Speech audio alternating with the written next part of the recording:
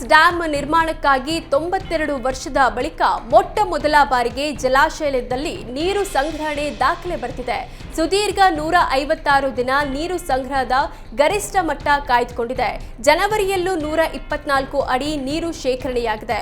124.80 ಅಡಿ ಗರಿಷ್ಠ ಮಟ್ಟದ ಡ್ಯಾಂನಲ್ಲಿ ಸದ್ಯ 124.30 ಅಡಿ ನೀರು ಸಂಗ್ರಹವಾಗಿದೆ.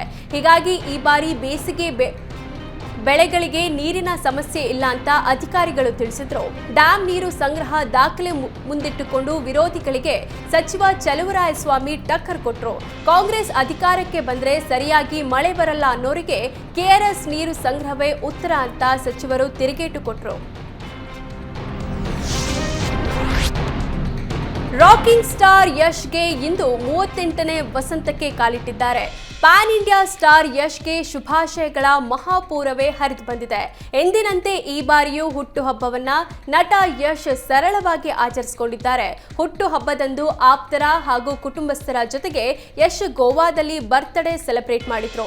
ಈ ವರ್ಷವೂ ಅಭಿಮಾನಿಗಳ ಜೊತೆ ಹುಟ್ಟುಹಬ್ಬ ಆಚರಣೆ ಮಾಡಲ್ಲ ಅಂತ ಯಶ್ ಈ ಹಿಂದೆಯೇ ಹೇಳಿದ್ರು. ಹೀಗಾಗಿ ಈ ವರ್ಷವೂ ಯಶ್ ಅಭಿಮಾನಿಗಳು ನಿರಾಸೆ ಅನುಭವಿಸಿದ್ರು.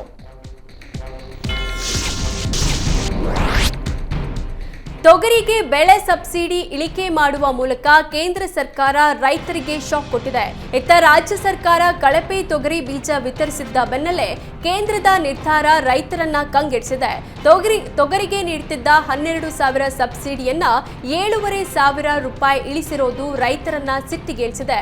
ರಾಜ್ಯ ಕೇಂದ್ರ ಸರ್ಕಾರಗಳ ಅನ್ಯಾಯ ಖಂಡಿಸಿ ವಿಜಯಪುರದಲ್ಲಿ ಅಖಂಡ ಕರ್ನಾಟಕ ರೈತ ಸಂಘ ಪ್ರತಿಭಟನೆ ನಡೆಸಿತು.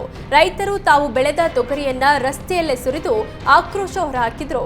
ಕಳಪೆ ಬೀಜದಿಂದ ಇಳುವರಿ ಸಿಗದೆ ಕಂಗಾಲಾಗಿದ್ದ ರೈತರಿಗೆ ಕೇಂದ್ರ ನಿರ್ಧಾರ ಮತ್ತಷ್ಟು ಸಂಕಷ್ಟಕ್ಕೆ ಸಿಲುಕಿದೆ.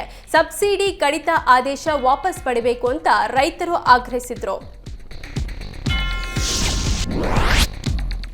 ತುಂಗಭದ್ರಾ ನದಿ ಉಳಿವಿಗೆ ಆಗ್ರಹಿಸಿ ಕೊಪ್ಪಳ ಜಿಲ್ಲೆಯ ಗಂಗಾವತಿ ನಗರದಲ್ಲಿ ಪಾದಯಾತ್ರೆ ನಡೆಯಿತು. ಪಾದಯಾತ್ರೆಯಲ್ಲಿ ಸಾವಿರಾರು ವಿದ್ಯಾರ್ಥಿಗಳು, ಸಾರ್ವಜನಿಕರು ಭಾಗಿಯಾಗಿದ್ದರು. ಡಿಸೆಂಬರ್ 22ರಂದು ಶೃಂಗೇರಿಯಿಂದ ಆರಂಭವಾಗಿದ್ದ ಪಾದಯಾತ್ರೆ ಗಂಗಾವತಿ ಪಟ್ಟಣದಲ್ಲಿ ಇಂದು ಅಂತ್ಯಗೊಂಡಿತು.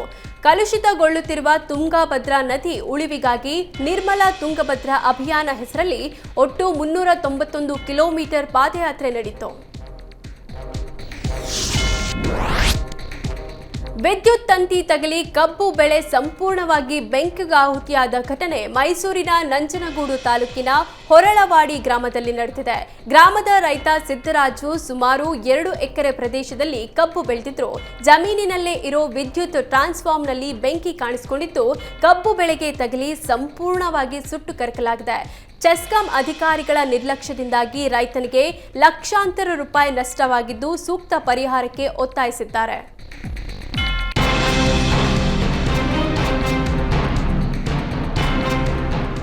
ಅಮಿತ್ ಶಾ ಹೇಳಿಕೆ ಖಂಡಿಸಿ ಹಾಸನದಲ್ಲಿ 20ಕ್ಕೂ ಹೆಚ್ಚು ಸಂಘಟನೆಗಳಿಂದ ರಸ್ತೆ ತಡೆ ನಡೆಸಲಾಯಿತು. ರಾಷ್ಟ್ರೀಯ ಹೆದ್ದಾರಿ 75ರಲ್ಲಿ ಪ್ರತಿಭಟನೆ ಹೆಚ್ಚಾಗ್ತಿದ್ದಂತೆ ಪ್ರತಿಭಟನಾಕಾರರನ್ನ ನಿಯಂತ್ರಿಸಲು ಪೊಲೀಸರು ಹರಸಾಹಸ ಪಟ್ಟರು. ಮುಂಜಾಗ್ರತಾ ಕ್ರಮವಾಗಿ ಪ್ರತಿಭಟನಾಕಾರರನ್ನ ಪೊಲೀಸರು ವಶಕ್ಕೆ ಪಡೆದಿದ್ದಾರೆ.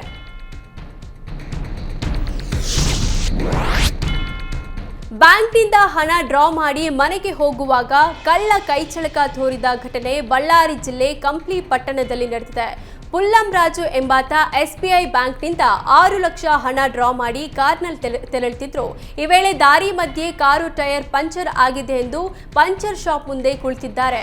ಈ ವೇಳೆ ಬೈಕ್ನಲ್ಲಿ ಫಾಲೋ ಮಾಡಿಕೊಂಡಿದ್ದ ಖದೀಮರು ಹಣ ಕದ್ದು ಪರಾರಿಯಾಗಿದ್ದಾರೆ. ಹಣ ಕದ್ದು ಪರಾರಿಯಾಗೋ ದೃಶ್ಯ ಸಿಸಿ ಕ್ಯಾಮೆರಾದಲ್ಲಿ ಸೆರೆಯಾಗಿದೆ.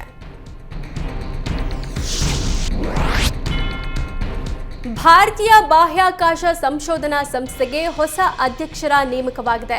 ಹಿರಿಯ ವಿಜ್ಞಾನಿ ವಿ ನಾರಾಯಣ್ ನೇಮಕ ಮಾಡಿ ಸರ್ಕಾರ ಆದೇಶ ಹೊರಡಿಸಿದೆ. ಹಾಲಿ ಅಧ್ಯಕ್ಷ ಎಸ್ ಸೋಮನಾಥ್ ಅವಧಿ ಜನವರಿ 14ರಂದು ಮುಗಿಯಲಿದ್ದು ಅಂದೇ ವಿ ನಾರಾಯಣ್ ಅಧಿಕಾರ ಸ್ವೀಕಾರ ಮಾಡಿದ್ದಾರೆ. ವಿ ನಾರಾಯಣ್ 4 ದಶಕಗಳ ಕಾಲ ಇಸ್ರೋದಲ್ಲಿ ಹಲವು ಹುದ್ದೆ ನಿಭಾಯಿಸುವ ಅನುಭವವಿದೆ. ಲಿಕ್ವಿಡ್ ಪ್ರೊಪಲ್ಷನ್ ಸಿಸ್ಟಮ್ ಸೆಂಟರ್ನ ನಿರ್ದೇಶಕರಾಗಿದ್ದಾರೆ. ರಾಕೆಟ್ ಹಾಗೂ ಗಗನ ನೌಕೆಗಳ ಅಭಿವೃದ್ಧಿಯಲ್ಲಿ ಅವರು ಪ್ರಾವೀಣ್ಯತೆ ಹೊಂದಿದ್ದಾರೆ.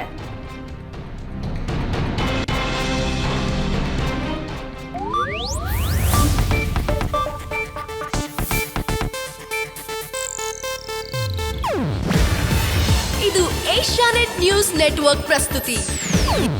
ನೀವು ನೋಡ್ತಿದ್ದೀರಾ ಏಷ್ಯಾನೆಟ್ ಸುವರ್ಣ ನ್ಯೂಸ್.